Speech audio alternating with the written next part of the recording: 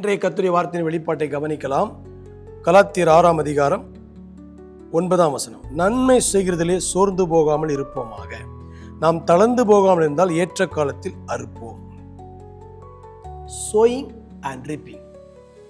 நன்மை செய்வது என்பது ஒரு நல்ல விதையை விதைப்பது போல. தேவன் நமக்கு அநேக வாய்ப்புகளை தருகிறார். நாம் அன்பை விதைக்க வேண்டும், நல் வார்த்தைகளை விதைக்க வேண்டும், விசுவாசத்தை விதைக்க வேண்டும், தேவனுடைய வார்த்தையை பேச வேண்டும். ஆண்டவருடைய பிள்ளைகள் நம்மை சுற்றி வாழ்கிற ஒவ்வொருடைய வாழ்க்கையிலும் நாம் ஏதோ ஒன்றை விதைத்து கொண்டிருக்கோம்.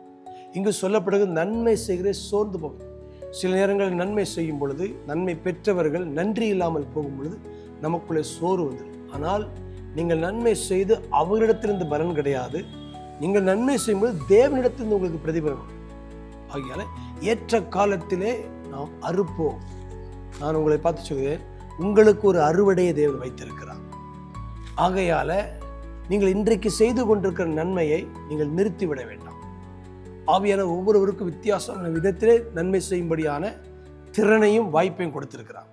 ஆகையால் உங்களுக்கு இயன்றதை தேவன் செய்வதற்கு சொல்லியிருக்கும் பொழுது அதை நீங்கள் சோர்ந்து போகாமல் செய்யுங்கள்.